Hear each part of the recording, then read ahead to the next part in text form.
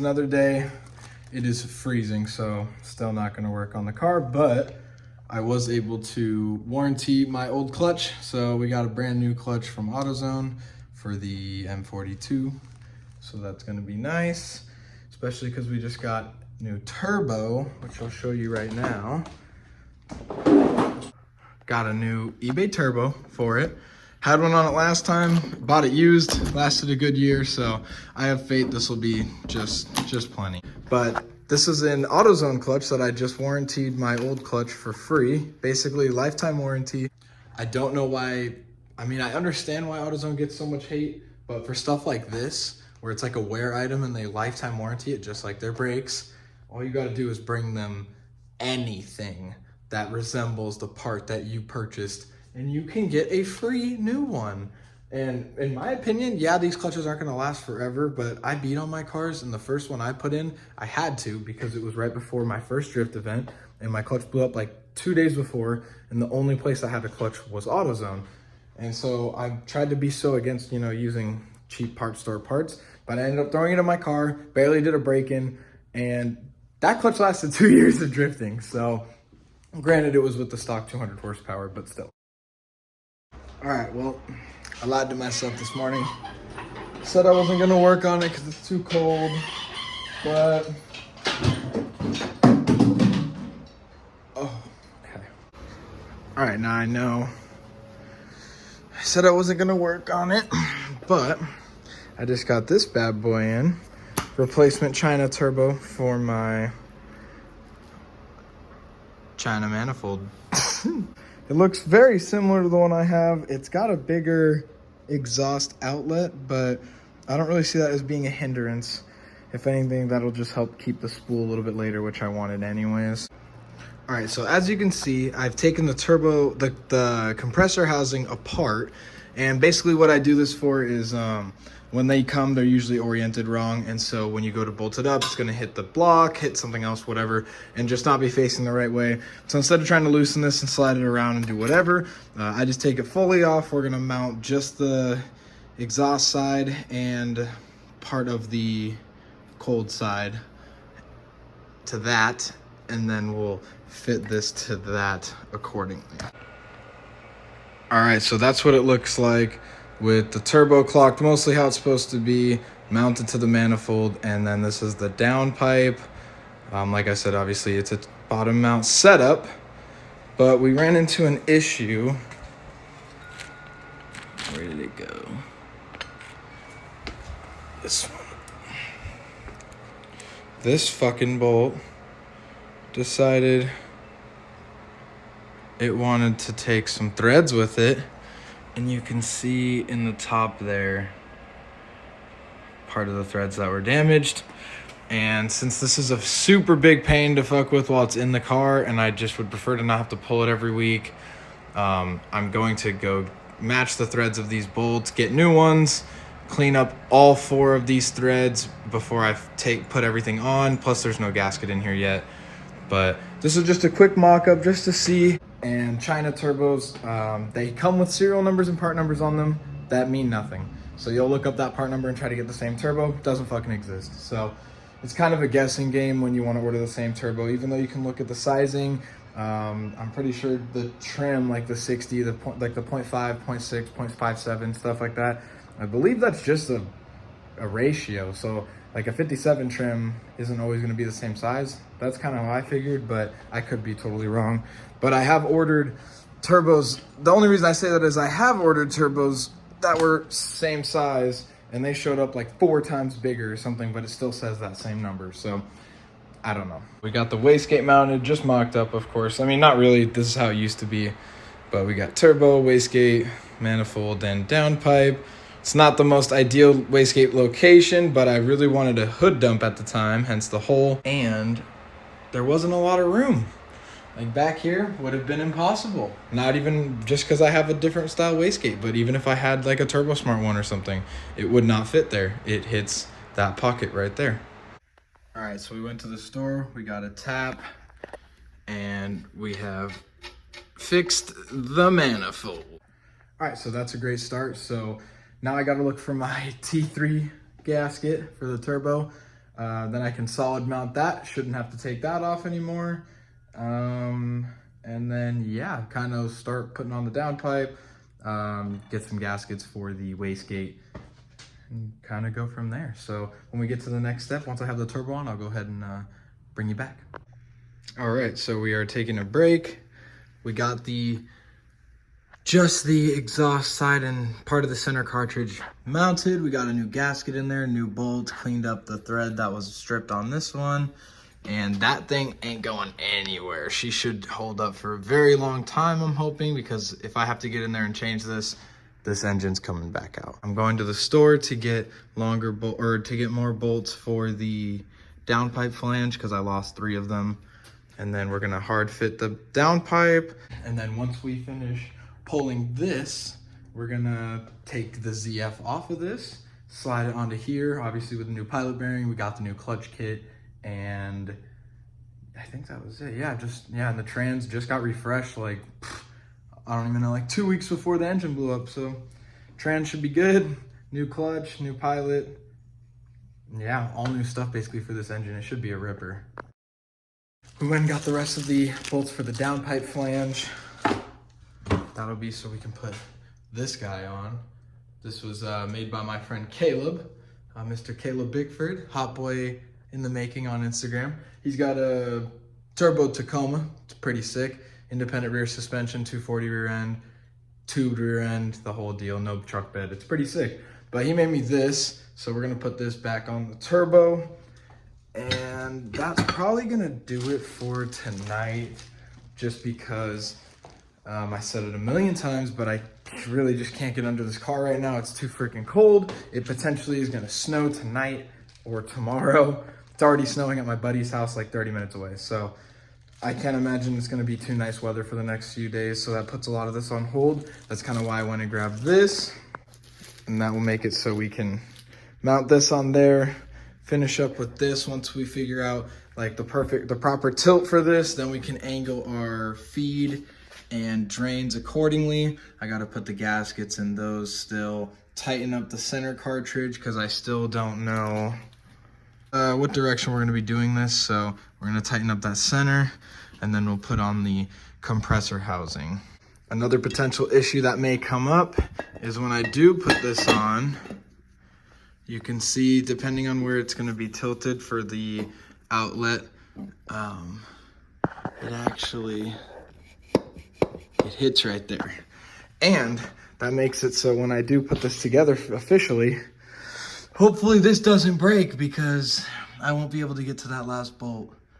So I'll have to take apart the whole turbo, which while it's in the car is not feasible. We may or may not need to grind down that edge. Not a big deal either way.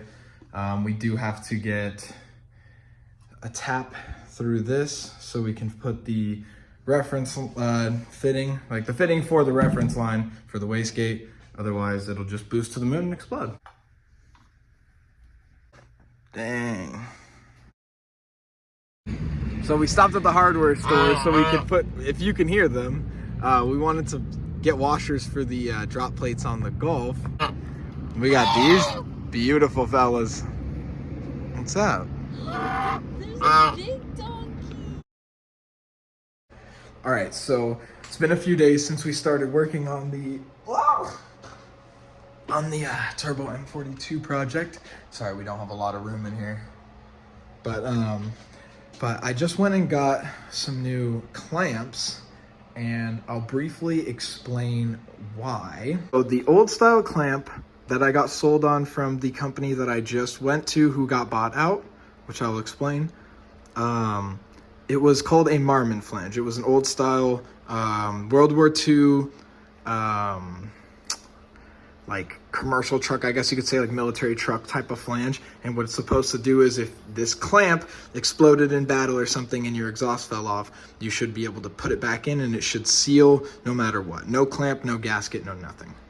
But from the words of the new owner, Justin, this is what he told me, is the previous design that when he bought the business, the previous design was flawed because they weren't making like a type, there's a certain ridge that needs to go in there and they weren't making it like flat enough or something, and so it wasn't actually locking together.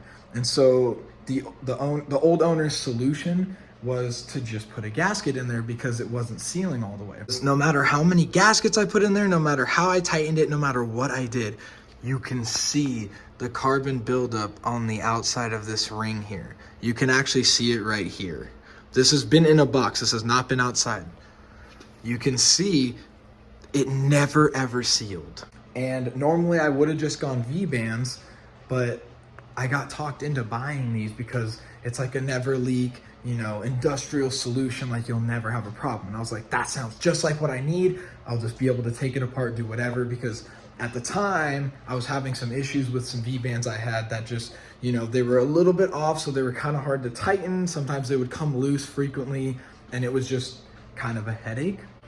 So long story short, we're gonna cut this one off, put the V-band on, and then cut the flange off of the exhaust side, put the V-band on that side, and then go from there.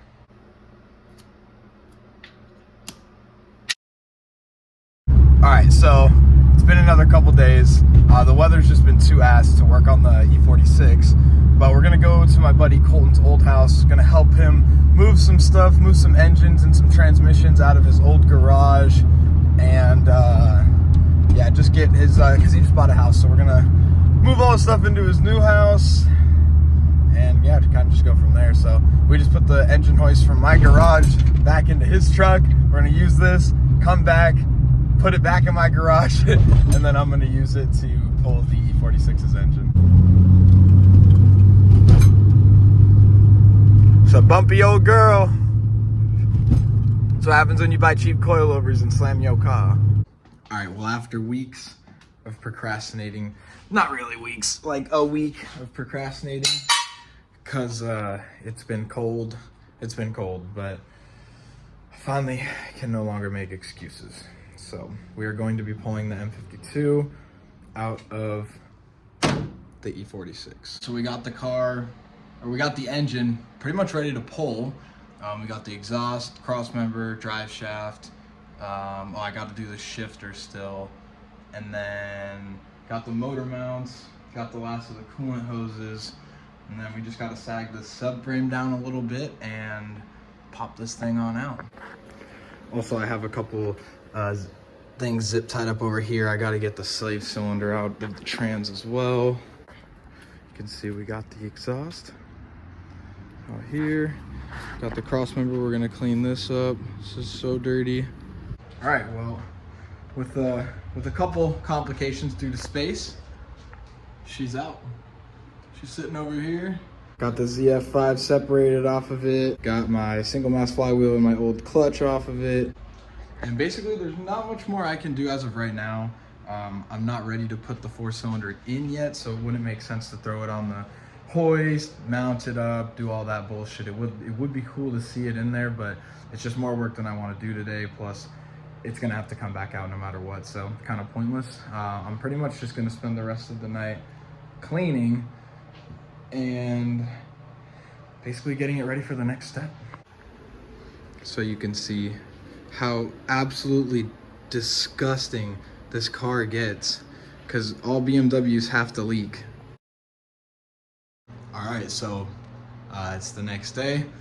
Yesterday we pulled out the M52, and now we have just a bare shell, at least for the engine bay. So what we're gonna do today is, one, I need to clean the garage floor as well, so we're gonna kind of make this like a 2-in-1.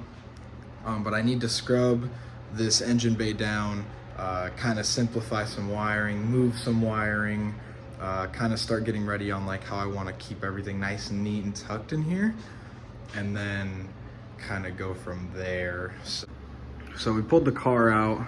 I'm gonna pick up like that's got to move, that's got to move, the other stuff can stay, and then these boxes are gonna go around the corner.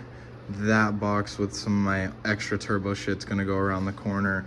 All of this can stay. This is fine. Water won't even get back here. I am just gonna kind of rinse off here. I'm gonna throw these away, rinse off kind of from back here out.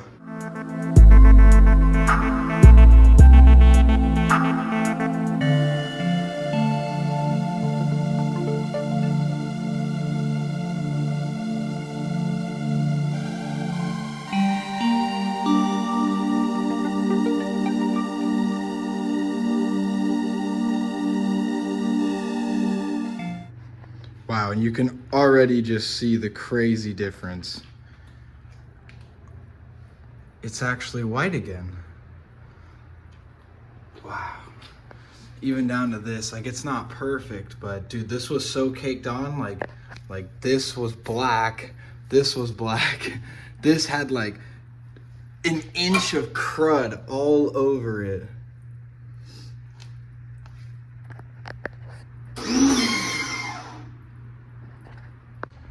So that is significantly better. Wow, it actually didn't get too bad, but normally I would close the windows and stuff, but this thing sat out for so long. The interior needs to get gone through anyways. The seats are pretty much trashed. The floor, the carpet's pretty much trashed. It already has no headliner. It's missing a door panel.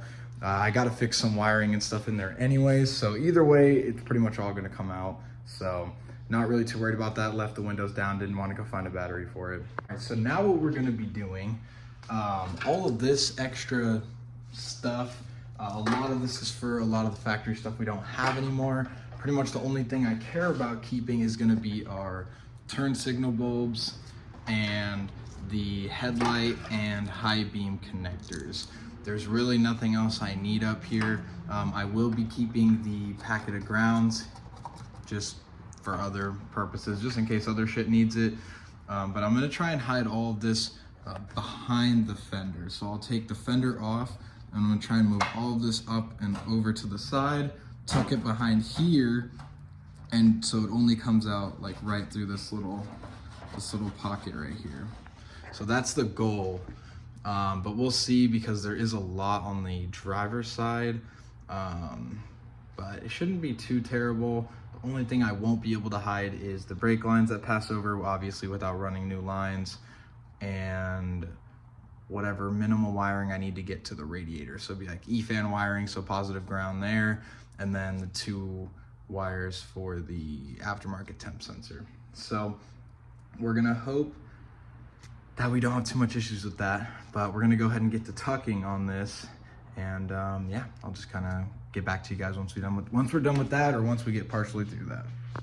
All right, so I didn't film most of what I was just doing. I just took off the fender, undid the grounds on both sides, the ground bundles, pulled out all the clips, and then since this is a race car, I don't have ABS, I don't have wheel speed sensors, I have nothing. So I cut this little wire. I'll remove it from the inside of the wheel well after, but I cut this, and basically what I'm going to try and do, since this goes all the way into the ECU box, this is the harder side in my opinion, or I think it's going to be at least.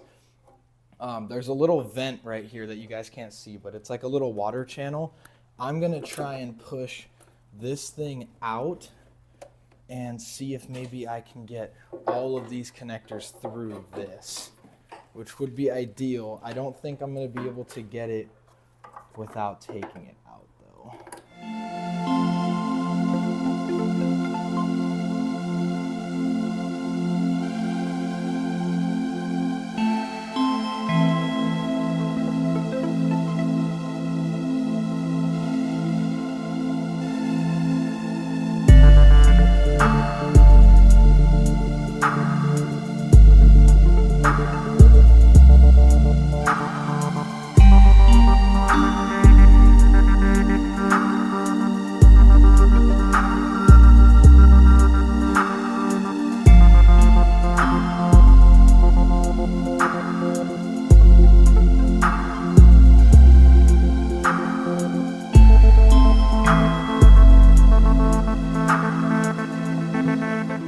So now I have the general place that I want the wiring harness to go. It's going to sit right on top of this arch here.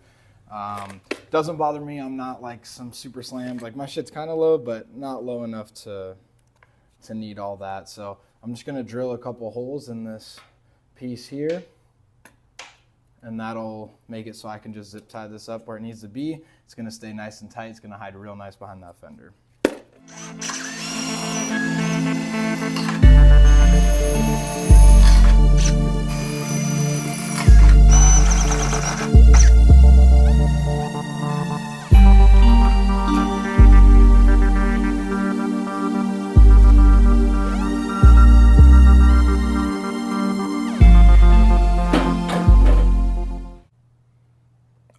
got one side done. I just have it all tucked up in the corner for now, but before it used to come all the way down. I mean, you guys remember, it was a mess. I know I'm going to get some questions about what about the heater control valve?